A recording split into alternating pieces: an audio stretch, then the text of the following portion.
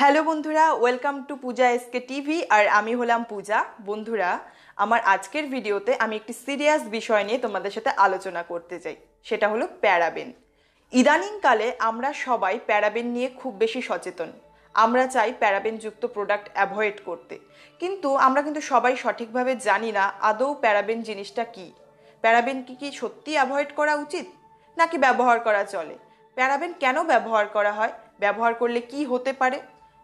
সমস্ত প্রশ্নের উত্তর এই ভিডিওটিকে তাই শেষ অবধি দেখতে হবে। ভালো লাগলে লাইক শেয়ার অবশ্যই করতে হবে। পাশাপাশি আমার চ্যানেলে নতুন হলে চ্যানেলটিকে সাবস্ক্রাইব করতে হবে। সো বন্ধুরা, প্যারাবেন হলো একটি প্রিজারভেটিভ।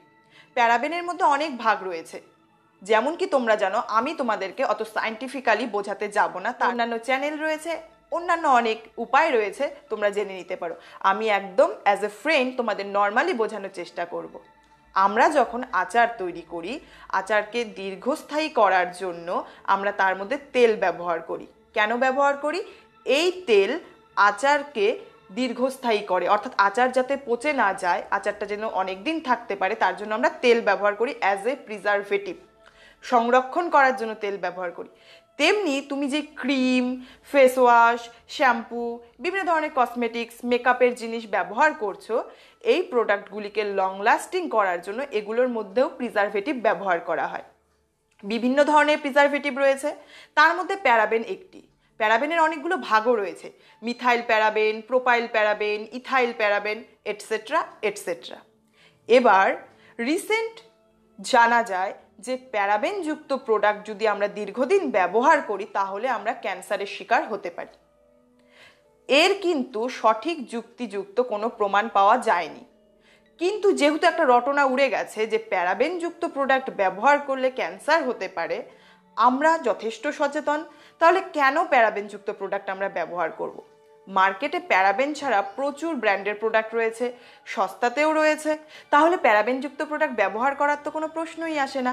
বন্ধুরা, এবারে তোমরা হয়তো ভাবছো প্যারাবেনযুক্ত প্রোডাক্ট অনেক বেশি দামি, যেটা তোমাদের পক্ষে অ্যাফোর্ড করা সম্ভব নয়। কিন্তু আমি বলছি সেটা সবসময় হয় না। এমন প্রচুর ব্র্যান্ড রয়েছে যেগুলো প্যারাবেন ছাড়া অথচ সস্তা। তুমি ভাবছো কি করে আমি সেটা জানবো? তার জন্য পূজা এসকে টিভি ইউটিউব চ্যানেল রয়েছে।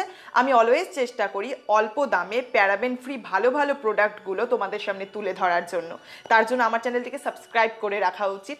তোমরা নতুন সব প্রোডাক্ট সম্পর্কে খুব বেশি জানতে পারবে। যাই হোক, যারা ভাবো যে না, আমার প্যারাবেনের কিছু যায় আসে না, আমি প্যারাবেনযুক্ত প্রোডাক্ট ব্যবহার করব, হ্যাঁ করতে পারো, তোমার কথায়ও যুক্তি আছে। কেন বলো তো? প্যারাবেন সম্পর্কে আমরা জানি প্যারাবেন ক্ষতি করে, সেটা জানি। প্যারাবেনের বদলে যেই প্রিজারভেটিভ ব্যবহার করা হচ্ছে, যেগুলোর নামও হয়তো ঠিকমতো আমরা উচ্চারণ করতে পারছি না, সেগুলো যে আমাদের জন্য ভালো সেটা তো জানি না। কি ঠিক বলেছি তো? কিন্তু সেই সম্পর্কেও রিসার্চ হবে, হয়তো পরবর্তীতে আমরা আরও অনেক কিছু জানতে পারবো। বর্তমানে কিন্তু এটাই আমরা জানি, প্যারাবেনকে অ্যাভয়েড করাই ভালো। তোমরা কি করে বুঝবে কোনো প্রোডাক্টে প্যারাবেন আছে কি না? প্রোডাক্ট কিনে তার ইনগ্রিডিয়েন্টস লিস্ট চেক করবে, নিচে ওখানে দেখবে লেখা থাকে methyl paraben, propyl paraben, ethyl paraben, etcetera etcetera. তুমি যদি চাও যে আমি প্যারাবেনযুক্ত প্রোডাক্ট কিনবো না, যখনই ওরকম লেখা দেখবে তুমি ওই প্রোডাক্টটি বাতিল করে দেবে, অন্য কিছু ট্রাই করবে। সো গাইস, এই ছিল প্যারাবেন নিয়ে আমার মতামত। তুমি চাইলে প্যারাবেনযুক্ত প্রোডাক্ট ব্যবহার করতে পারো, চাইলে নাও করতে পারো। আমি যেমন পার্সোনালি প্যারাবেনযুক্ত প্রোডাক্ট ব্যবহার করা একদম পছন্দ করি না, আমি করিও না, কিন্তু তুমি চাইলে করতে পারো।